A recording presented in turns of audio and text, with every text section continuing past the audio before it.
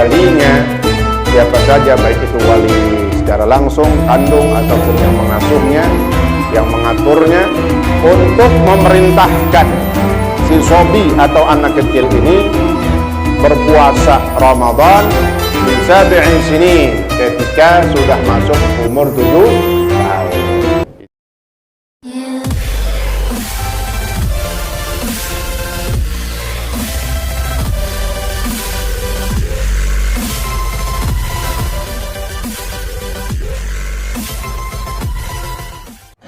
Assalamualaikum warahmatullahi wabarakatuh. Alhamdulillah wa syukurillah, pada pagi hari ini kita telah berada di hari yang ke-16 di bulan yang mulia, bulan suci Ramadan. Mudah-mudahan hari ini dapat kita selesaikan ibadah di dalamnya dengan sebaik-baiknya, baik puasa kita, bacaan Al-Quran kita, zikir kita, solat-solat sunnah kita, hari ini dapat kita tambah dan kita tingkatkan. Amin ya rabbal alamin. Mari kita lanjutkan pelajaran kita dalam kitab fikih, dalam apa saja yang berkaitan dengan hukum-hukum berpuasa atau hal yang berkaitan dengan masalah puasa, baik itu syarat wajib dan hal yang lainnya. Selanjutnya, syarat wajib puasa. Syarat yang menjadi seseorang itu wajib baginya berpuasa kalau sudah memenuhi syarat-syarat ini. Ya, di antaranya yang pertama, bahwa syarat wajib berpuasa ada 5. Yang pertama al-Islam. Jelas yang pertama adalah dia beragama Islam, seorang muslim. Fala yukhatabu bihi al-kafiru fid dunya, maka tidak diperintahkan, tidak dituntut untuk berpuasa, yaitu puasa bulan Ramadan, bagi orang kafir, karena dia bukan seorang muslim, tidak beragama Islam. Wa ammal murtad fayajibu alaihi al-qada. Nah, adapun orang yang telah keluar dari Islam disebutnya murtad, fayajibu alaihi al-qada, maka wajib bagi al-murtad ini, orang yang telah keluar dari Islam, mengqadha dari apa yang ditinggalkan dari puasa Ramadannya selama dalam kemurtadannya. Kapan dia mengqadhanya? Idza raja'a ilal Islam, kalau dia sudah masuk kembali ke dalam Islam. Dan memang orang murtad kita perintahkan mereka untuk yutlab al-istitabah. Orang yang murtad, kita tahu nih orang murtad, jangan kita diemin. Kita suruh perintahkan, balik lagi ente ke Islam, bertaubat dah, beristighfar. Itu perintahnya al-istitabah, supaya dia bertaubat. Alhamdulillah dia masuk Islam, maka dia mengucapkan 2 kalimat syahadah, ya. Syahadah lagi karena dia telah keluar sebelumnya itu. Mau masuk Islam lagi, mengucapkan 2 kalimat syahadah. Nah, kemudian seandainya ada Ramadan yang kemarin dia tinggal selama dalam kemurtadannya, maka dia wajib mengqadhanya. Berapa jumlah hari yang dia tinggal itu. Yang kedua, at-taklif, yaitu sudah memenuhi umur tuntutan untuk dia beribadah. Yang dimaksud di sini adalah tidak lain 2, baligh, aqil. Sudah baligh dia, kemudian juga aqil, berakal. Wa amma sabiyu, adapun anak kecil, di sini sabi di sini artinya orang yang belum balik, maka bagaimana hukum berpuasanya? Ya, tadi kan dikatakan wajib puasa bagi yang udah balik. Anak-anak kita gimana nih? Ya, kok pada puasa dari dulu kita diajarin, masih kecil juga kita diajarin puasa. Memang itulah katanya. Adapun anak kecil yang belum balik, maka wajib bagi siapa nih? Ala waliyi amrih, bagi walinya, bagi orang tuanya, bagi yang mengasuhnya. Ya, ini anak udah mulai berumur berapa diperintahkan untuk berpuasa, seperti halnya perintah sholat, yaitu umur 7 tahun. Maka di sini dikatakan fayajibu ala waliyi amrih ayyamurahu bis-shaum li 7 sinina. Maka wajib bagi walinya, siapa saja, baik itu wali secara langsung, kandung ataupun yang mengasuhnya, yang mengaturnya, untuk memerintahkan si sobi atau anak kecil ini berpuasa Ramadan li sab'i sinin, ketika sudah masuk umur 7 tahun.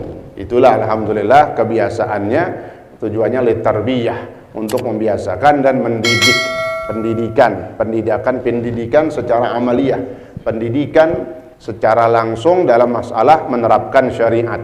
Ini sama hukumnya seperti memerintahkan sholat, ya, sholat, puasa, nah itu diantaranya. Wa yadribahu idza tarakahu li 10 sinina in ataqah. Dan apabila sudah masuk berumur 10 tahun, diperintahin dari umur 7 tahun sampai umur 10 tahun kagak puasa juga, tambeng nih bocah, liar atau liar, bangor, ya. Maaf kadang ya, jauh nih dari kampung kita, kadang kita pernah lihat di kampung jauh tuh orang yang jauh dari ulama, di situ nggak ada pengajian tuh anak-anak SD, omongannya nggak ada yang benar, omongan dewasa semua. Alhamdulillah tuh. Alhamdulillah kampung kita ini penuh dengan pengajian sebagai benteng. Ya, ini kita bersyukur, ini Allah kasih hidayah kita semuanya.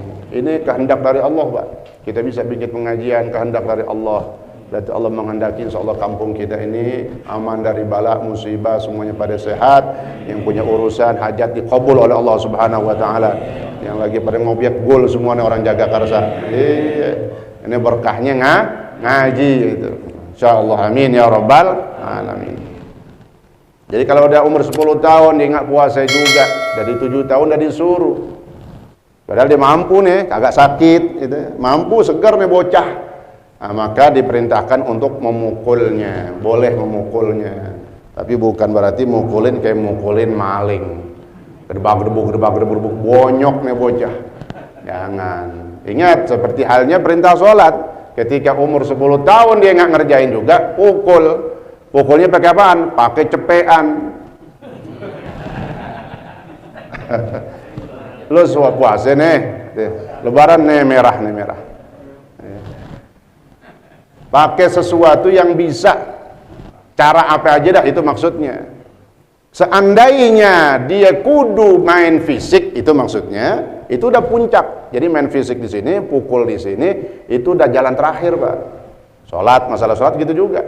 Ya, masalah puasa itu jalan terakhir, jangan jalan pertama.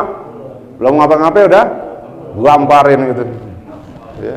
Lu malu-maluin bapak lu ustadz nih, begitu katanya. Lu nggak puasa. Apa hubungannya? Ya, jangankan aku ustadz nabi, anaknya ada yang begitu juga, ya.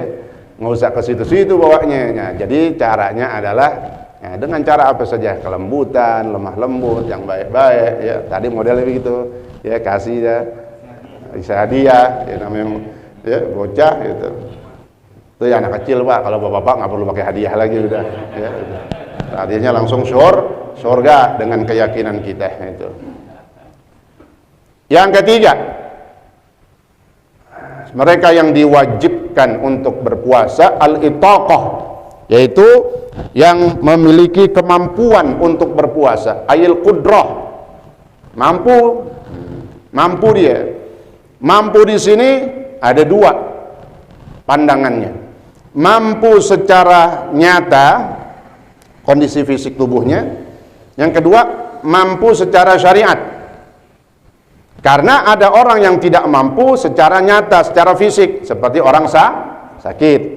Ada orang yang tidak mampu secara syariat, dia kagak sakit, tapi secara syariat nggak boleh puasa, seperti haid, al-haid wan nufasa. Nah, ini maka disebutin yang pertama, ya. Hissan fala yajibu. Nah, mampu secara his itu nyata, ya, kondisi fisik tubuhnya.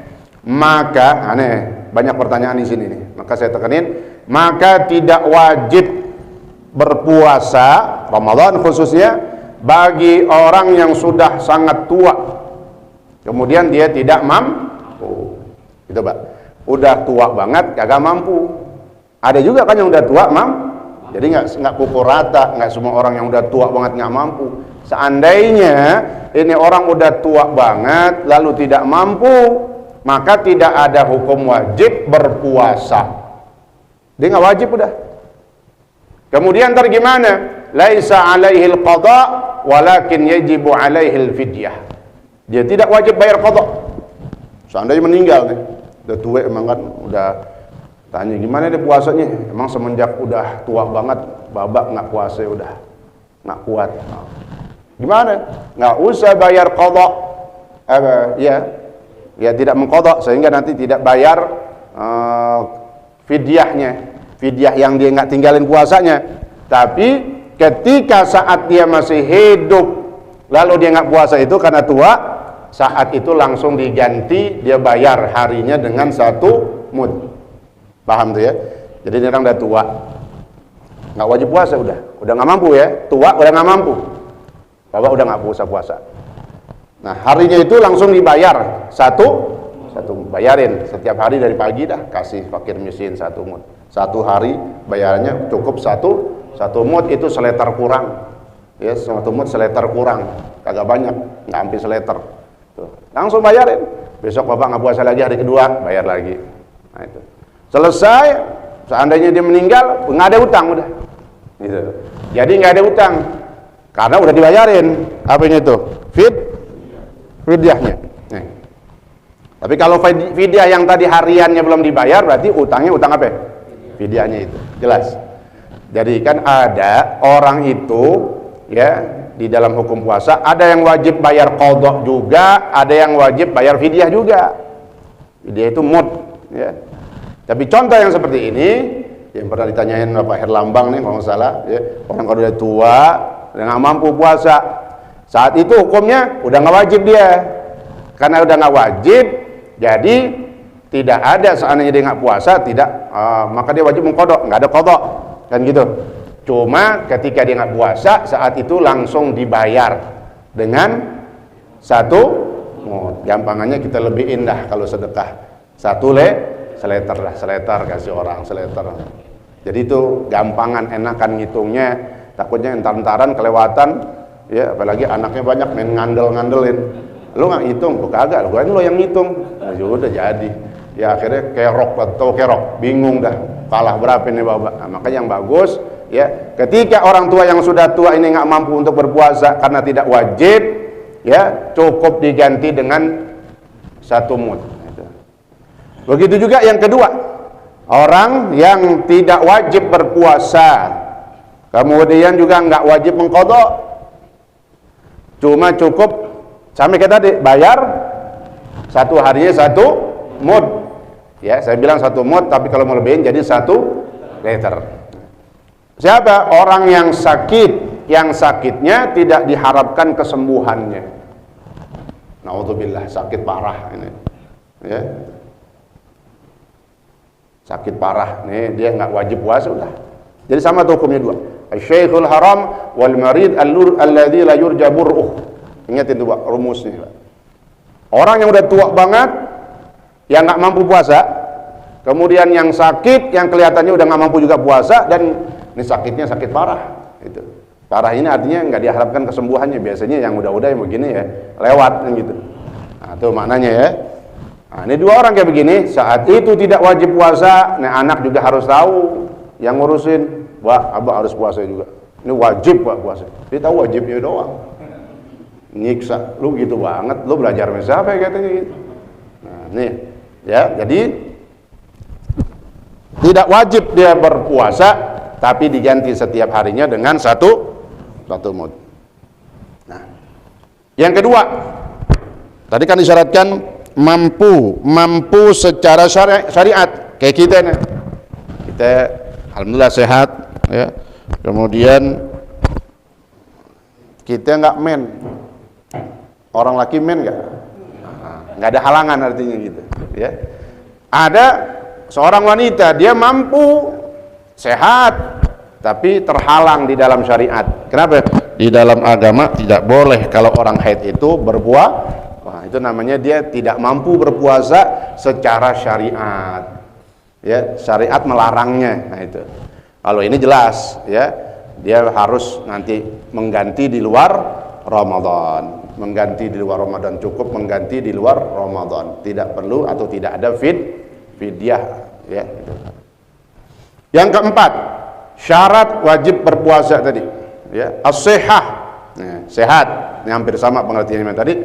Fala yajibu 'alal marid ya, maka tidak wajib bagi orang yang sakit. Ya, yang sakit ada macam-macam, Pak. Sakit yang tadi itu yang kita jelasin, sakit yang nggak diharapkan kesembuhannya, ya, nggak wajib puasa, nggak wajib mengqadha, cuma harus menggantinya saat itu langsung dengan satu mud. Nah, ini contoh, ya, sehat. Yang dicontohin juga berarti bagi orang yang sakit tidak wajib, iya. Seperti ini bukan sakit yang pertama, sakit biasa. Ya sakit-sakitnya mungkin pingsan, ya mohon maaf misalnya kemarin ya ada yang kurang sehat, orang tua kita siapa aja yang karena kurang sehat, sakit, nah ya jangan puasa, tapi nanti wajib mengganti karena sehat, sakitnya alhamdulillah disembuhkan kembali oleh Allah Subhanahu wa Ta'ala. Jadi artinya ketika saat itu posisi ini lagi sakit, ya nggak mampu untuk berpuasa, ya udah jangan puasa. Kenapa? Tidak wajib karena saat itu dia tidak sehat, ya, tapi nanti wajib mengganti selesai Ramadan. Jelas gitu, ya, insya Allah jelas dah. Yang kelima, terakhir, syarat wajib al-iqamah, yaitu dia berdiam diri di rumah, ya. Maka tidak wajib berpuasa bagi musafir, artinya dia boleh membatalkan, boleh nggak puasa bagi musafir yang musafirnya itu perjalanannya jauh, minimal dia melewati jarak 82 km, dan perjalanannya itu yang dibolehkan, bukan perjalanan maksiat. Ngerti itu ya, bukan tujuannya mau nyawer, dangdut, ngelancong apa, nah itu maksiat semua itu ya, agak boleh nanti puasa sono ya, untuk memberatkan diri dia, enak banget ya, mau maksiat belagu kayak bawa namanya musafir gitu. Ya, jadi yang dibolehkan musafir yang bepergiannya itu dihalalkan, dibolehkan, artinya bukan maksiat. Tapi ada syaratnya nih. Musafir di pertengahan dia boleh membatalkan. Boleh. Mau seger mau kagak, Pak. Boleh. Tapi tadi syaratnya perjalanan jauh 82 km, perjalanan yang bukan maksiat, ya, silaturahim, pulang kampung kan namanya sesuatu yang disunahkan, boleh. Jauh perjalanannya ya, udah ngelewatin daerah kampungnya, udah keluar dari Jakarta dah, udah masuk Cikampek, dia masih seger, boleh minum, kan itu rukhsah. Tapi ntar wajib ganti, tinggal pilih aja gitu, sayang kan, aku mampu. Nah kita bicarain kesini lagi nih, ini orang ya kan boleh tuh musafir di pertengahan dia nggak puasa. Syaratnya tapi untuk dibolehkan dia nggak puasa bagi si musafir yang seperti ini, dia perginya berangkatnya meninggalkan kampungnya sebelum fajar, sebelum subuh. Sebelum subuh udah jalan, makanya kalau mau ambil rukhsah ini ingetin nih sebelum subuh, ya. Pokoknya sebelum subuh udah dia keluar, cepetan bangunin itu, ya, kita sahur jalanan aja dah. Yang penting kita sebelum subuh udah keluar gitu. Saking ngincernya itu ntar biar kagak puasa siang-siang. Ada kan yang begitu kan? Iya boleh aja karena dia musafir. Tapi tadi musafirnya jauh. Paham ya tuh? Jadi ini banyak yang tidak dipahami, dibahas, dilewatin doang. Jadi dia musafir pulang kampung kan jauh bener ya, Jawa Tengah. Jalannya jam 7. Jam 7 artinya udah lewat subuh. Dia memang posisinya udah puasa. Yang dibahas, dia keluarnya habis fajar, nah, itu tidak memenuhi syarat ya. Jadi di pertengahan dia nggak boleh batalin tuh kalau memang kagak mau pingsan ya, masih seger, paham nggak? Makanya saya bilang tadi boleh dia batalin kalau memang udah lemes banget, syiddatul ju' wa syiddatul atas, itu alasannya. Kalau udah sangat haus banget, ini lapar banget nih musafir, nah itu bolehnya karena sangat haus, bolehnya karena sangat lapar, paham? Bukan karena musafirnya, karena bagi musafir yang seperti ini, dia jalannya pergi meninggalkan kampungnya itu setelah fajar, itu tidak dibolehkan untuk mengambil rukhsah membatalkan puasanya kalau dia masih segar. Paham? Jelas ya kira-kira? Jadi pokoknya musafir yang jauh kalau mau mengambil keringanan nanti di perjalanan, di pertengahan dia mau nggak puasa boleh, tapi syaratnya berangkatnya sebelum subuh fajar.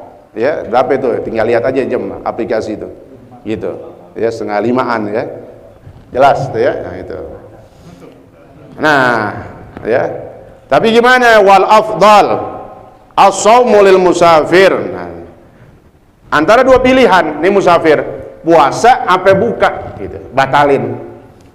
Yang paling afdal, yang paling utama itu berpuasa bagi si musafir ini kalau memang tidak memberatkan dia. Jadi artinya masih segar Pak gitu ya. Sampai rumah kita memang mau maghrib misalnya masih segar biasa. Alhamdulillah puasa aja. Karena itu lebih bagus. Ya. Jadi jangan gampang-gampang cengeng, tahu cengeng. Nah, dikit-dikit. Jadi kan tadi orang ini ya, musafir paginya sebelum subuh. Kan boleh tuh dia batalin nggak puasa. Tapi ketika ditanya yang lebih afdol gimana? Wah, puasa aja dah. Orang kagak ngapain-ngapain. Nah, itu. Jelas. Karena tidak masyakot, tidak memberatkan dia. Tapi kalau emang memberatkan tadi itu lemes, karena kan beda Pak, angkat apa tuh? Kopernya, ada koper ada 7 banget. Pulang kampung sampai minggat buron, ya. Angkutin pula capek lemes banget. Nah, ya, kalau memang sampai seperti itu keadaannya membuat dia berat, boleh, ya, boleh membatalkan puasanya. Selanjutnya arkanus shaum, rukun puasa. Rukun artinya sesuatu yang harus dikerjain dalam puasa, jangan ditinggal. Ketika ditinggalkan salah satu rukun ini maka tidak sah puasanya. Yang pertama apa? Niat. Nah, niat ya, khususnya semua niat ya, semua puasa, baik puasa fardu ataupun puasa sunnah, wajib niat. Nah, niatnya gimana sekarang tuh yang kemarin saya udah bahas ya. Niat puasa Ramadan ya.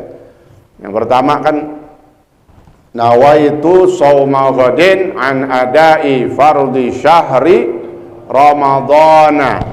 Orang awam bacanya nawaitu shauma ghadin an adai fardhi syahri Ramadana hadhihi sanati lillahi ta'ala. Orang awam baca begitu, Pak. Boleh. Pertama, karena orang awam dia nggak tahu hukumnya, itu cara baca yang benarnya, maka dibolehkan. Yang kedua, orang salah harokat di dalam masalah lafaz niat tidak mempengaruhi sahnya, artinya tetap sah. Kan itu cuma harokatnya doang salah. Ya. Yang kedua lagi orang awam nggak ngerti. Ya. Jadi seandainya masih pakai nawaitu shauma ghadin an ada'i fardhi syahr ramadhana hadhihi sanati lillahi ta'ala, orang awam ini boleh, ya. Yang kedua, boleh gak? Sah gak? Sah. Ya. Karena seperti niat lain, contoh sholat zuhur, kalau pakai kalimat benernya ya, nawai sholat usolli fardhu, ada usolli fardhu zuhra, ya boleh aja sah. Yang benar fardhu zuhri kan gitu. Artinya salah harokat di dalam lafaz niat bahasa Arab tidak mempengaruhi kesahannya, artinya tetap sah. Jelas, tetap sah. Mungkin yang sama lurusin, memang yang niat yang kita baca itu orang ulama dulu sebenarnya ada memasukkan huruf li di depannya. Jadi tetap yang kita baca biasa, Pak. Nah, wa itu shauma ghadin an adai fardhi syahri Ramadhana, tetap udah, nggak usah dirubah.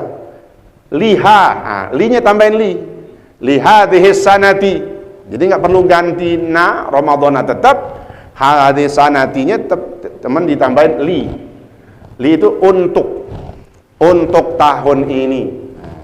Saya pakai begitu aja tuh. Nawaitu shauma ghadin an ada'i fardhi syahri Ramadhana. Nah, gampang kan? Jadi cuma nambahin apa doang? Li. Ada orang yang dapat video yang tempo hari itu dirubah dia, sampai dikikuk sendiri, tahu kikuk? Jadi maksudnya dia mau ngikutin yang itu kan. Nawaitu shauma ghadin an ada'i fardhi syahri ramadhani. Ya enggak apa-apa. Ya, tapi yang ulama yang lebih banyak pakainya kalimatnya ramadhana. Terus lihadi tambahin li doang. Gampang kan? Nawaitu shauma ghadin. Ayo kita misalnya niat bersama nawaitu shauma ghadin an ada'i fardhi syahri ramadhana. Li hadhihi sanati lillahi ta'ala. Itu ya. Ya. Itu yang kalau kita mau baca pakai yang biasa. Seandainya nggak pakai begitu juga nggak apa-apa tadi. Sah tetap puasanya, sah. Nggak, kalau ada yang mengatakan tidak sah itu keliru dia. Sah tetap, ya. Nah, kemudian yang kedua, rukun daripada puasa meninggalkan sesuatu yang membatalkan puasa, ya. Dengan sadar. Kemudian dia tanpa ghair jahilin, bukan termasuk orang yang tidak tahu hukum. Fala yabtulu shaumuhu. Bagaimana seandainya orang itu melakukan sesuatu yang membatalkan puasa? Kayak makan, kan itu. Makan kan batalin puasa. Ya, makan dalam waktunya puasa jam 10 makan. Kalau makannya itu, minumnya itu nasian. Apa nasian? Ada yang ngerti nasi udah nasi kan. Kan katanya kalau diartikan man akala nasian fala yaftur. Kata ulama fikih, siapa yang makan nasian di sini bukan nasi. Artinya siapa yang makan ketika berpuasa dalam keadaan dia nggak tahu, lupa, maka tidak batal. Au mukrohan, dipaksa. Ya, dipaksa. Ayo makan. Ya, kayak dulu di daerah mana itu Muslim di mana itu? Rohingya kan dulu misalnya. Dipaksa sama Zionis, ya, sama Israel misalnya itu yang di Palestina supaya batalin. Jangan puasa. Ya, makan. Kalau nggak makan tembak. Ya udah, makan. Batal nggak? Nggak batal. Lupa, dipaksa, nah itu tidak membatalkan puasa. Ya, itu. Tapi dipaksa kayak model tadi itu. Ya. Jangan dipaksa sama bininya gitu. Dipaksa sama bini. Emang apa bini maksa? Nggak ada urusannya kan gitu. Emang maunya ente kali itu. Gitu. Ya. Au kana jahilan ma'zuran. Atau dia nggak tahu hukum. Nah, lagi puasa tahu makan aja. Dia nggak tahu hukum sama sekali. Kenapa kok bisa? Nih, karena yang pertama dia baru yang pertama jauh dari ulama. Hidupnya jauh di kampung banget. Kampung, turun gunung jauh, mau ngaji jauh, ilmu syariat belum ada di situ yang ngajarin. Belum sampai dakwah artinya. Ya, nggak ada sampai orang berdakwah di situ, nggak ada, yang di gunung banget. Dia tahu tentang puasa doang, puasa itu, ya pokoknya puasa dah. Siang tapi jam 9 dia makan. Nah, tapi di sini nggak ada, nggak boleh, karena kita udah banyak pengajian dan tempat ilmu semua. Ya, gitu. Ada orang yang gimana? Misalnya di kota Zat, dia nggak tahu hukum, tapi hidupnya di kota. Bukan nggak tahu, males namanya. Itu karena ada dua ya. Jahil itu ada dua. Jahil ma'dzur sama jahil ghairu ma'dzur. Jahil itu bodoh, artinya nggak tahu hukum agama. Yang pertama nggak tahu hukum tapi dima'dzur, ditoleransi. Ini contohnya tadi, yang hidupnya jauh di kampung, jauh dari ulama, ya, di gunung banget. Yang kedua baru masuk Islam. Orang baru masuk Islam kan emang semuanya langsung nempel pelajaran, enggak? Baru waktu Islam besok ke Ramadan, kan gitu misalnya. Nah, dia ngerti dah, yang penting dia mau ngucapin syahadah, dia cakep banget tuh. Ya, jangan kita tunda, syahadah aja dah. Kelupaan ada yang ngajarin, di puasa, besok puasa. Nah, diperintahin doang, cuman nggak diajarin puasa apaan, puasa, ya puasa dah. Siang dia makan, nggak tahu. Karena apa? Baru masuk Islam, belum ada ilmu tentang puasa. Nah, itu boleh. Yang kedua tadi, orang jahil, orang nggak tahu hukum tapi nggak ditoleransi, artinya dosa dia. Ketidaktahuan dia terhadap hukum dosa. Kenapa? Dia hidup di tengah-tengah kampung, daerah yang di situ banyak pengajian, banyak ulama yang dia nggak mau bertanya, nggak mau duduk di majelis. Jadi nggak taunya mereka yang sibuk dengan dunia, dalam urusan syariat, urusan agama dia nggak tahu, dosa tetap. Nggak ada alasan, oh saya nggak tahu. Nggak taunya kamu males. Ada hidup di tengah ulama tapi kagak mau jelas. Jadi yang ditoleransi itu yang nggak tahu karena hidupnya jauh. Di mana tadi? Pelosok banget dah, pokoknya jauh banget nih, ya. Nih, dah, ya. Masuk selanjutnya, nah, ini sunnah-sunnah di dalam puasa, ya. Puasa masih panjang, apa kesunahannya diantaranya? Yang pertama, ta'jilul fitri, menyegerakan fitr, apa? Berbuka. Idza tayaqqana al-ghurub, apabila telah yakin terbenam matahari. Ingat Pak, kalau memang udah yakin, jangan main babat aja. Kayaknya sih udah. Ya. Kayaknya udah kan. Jangan dari subuh sampai jam berapa itu? Taruh sampai asar aja berapa jam? Kita tungguin. Masa tinggal semenit 2 menit kita babat. Maka dikatakan idza tahaqqaq, kalau udah nyata benar-benar maghrib baru batalin. Makanya tambahin dah begitu masuk, tambahin 1 menit misalnya atau setengah menit, tambahin, jangan langsung banget, ditakutkan belum masuk banget gitu. Jadi jangan langsung, ya. Di aplikasi udah masuk nih Zat, tungguin dah setengah menit, 30 dah, nah, baru buka dah, untuk menyatakan itu benar-benar, ya. Yang kedua, as-suhur, makan sahur, ya. Kayak apa kita kenyangnya, perut kita masih kenyang semalam, ya. Habis tarawih diajak ngumpul lagi makan sate meduren, bangun masih begak perut, ya. Oh, gua kayak nyawa lagi dah, kata mencong. Jangan sahur, ya. Tasahharu fa inna fihi barakah, nyahurlah kalian, makan sahurlah kalian, berkahnya di dalamnya situ. Kenyang saat walau bijur'ati ma, meskipun cuma seteguk air, inti nggak makan nggak apa-apa, tapi nyahur meskipun cuma seteguk air, minum aja dah, minum dah, itu minum namanya sahur juga, makan ambil berkahnya, ya. Karena puasa itu bukan masalah kekuatan aja tapi berkah. Kalau kita lihat sampai orang kenyang disuruh sahur juga karena berkahnya yang penting, harta berkahnya yang penting, hidup berkahnya yang penting, umur berkahnya yang penting, ilmu barokahnya yang penting. Nggak banyak ilmu kita, dikit tapi kita amalin, tuh namanya barokah, ilmu bermanfaat. Nah, ya, mudah-mudahan Allah jadikan ilmu kita manfaat semuanya, amin ya rabbal alamin, ya. Wa yadkhulu waktu suhur. Nah, kalau ada yang nanya kapan sih masuk waktunya sahur, min muntasafil lail, dari pertengahan malam jam 12 ke atas itu udah boleh, udah masuk waktu makan sahur. Tapi yang paling bagus takhir, nah, mengakhirkan sahur, makan sahurnya belakangan banget dah. Kapan kira-kira katanya? Nih katanya, Nabi, kata sahabat, kami makan sahur bersama Rasulullah, kira-kira antara makan sahur itu sampai waktu subuh bacaan 50 ayat. Berapa menit? 15 menit sebelum subuh. Itu takhirnya di situ. Kalau mau pakai tuh Nabi begitu caranya. 15 menit sebelum subuh, berarti artinya ya misalnya subuh 4:30, jam 4 dah tuh udah mulai.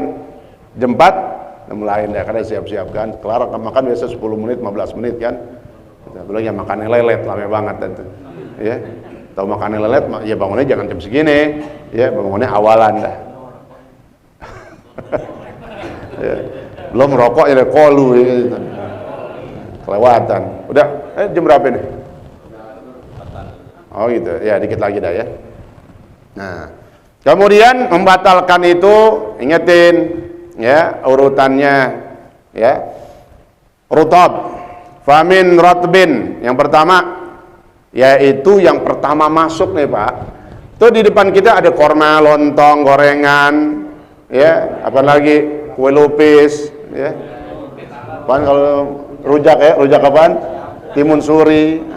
Abang dulu yang masuk, adek boleh banyak, silahkan. Tapi yang pertama kali masuk korma. Ingatin tuh, korma, ya. 1, 3, 7, 17 juga nggak apa-apa kan gitu. Ya. Habis itu apa urutannya? Bukan teh manis, dorongnya pakai kalau ada air zam-zam. Oh nggak ada zat, habis. Ya udah air putih aja.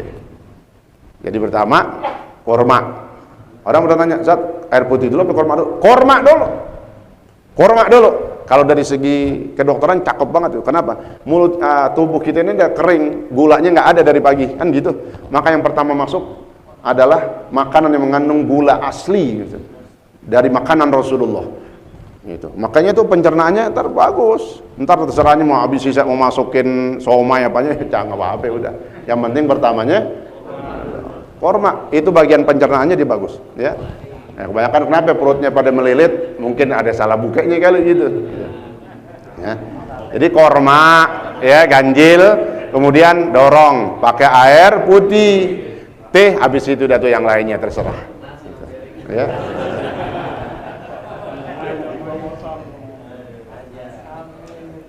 Yang ke selanjutnya, sunnah ketika membatalkan itu membaca doa. Baca doa. Pertama mau batalin, bismillahirrahmanirrahim, Allahumma barik lana fima razaqtana wa qina adzabannar.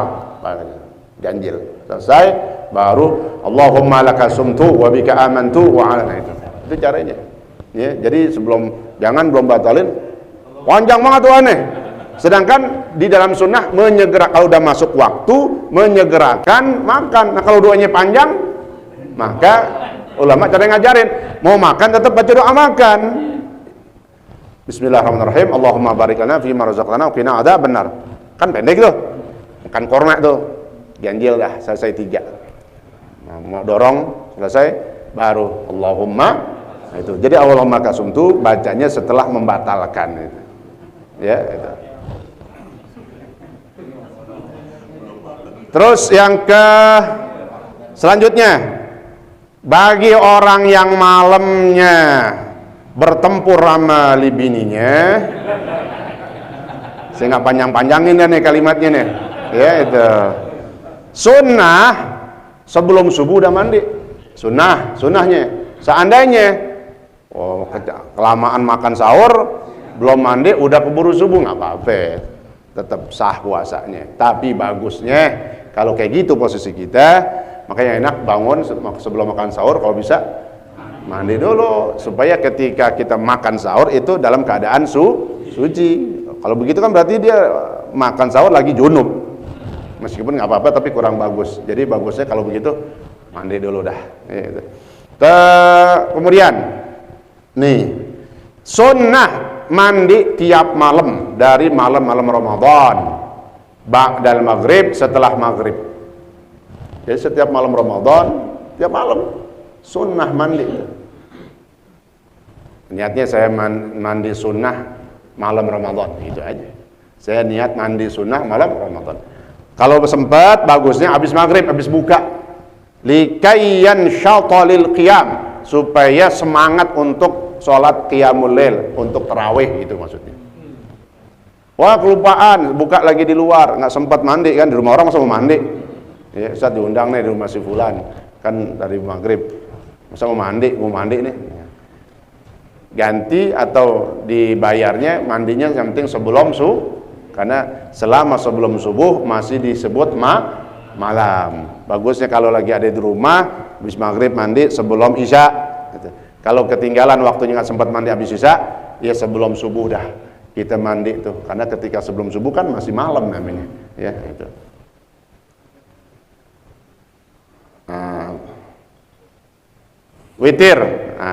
Witir, ya.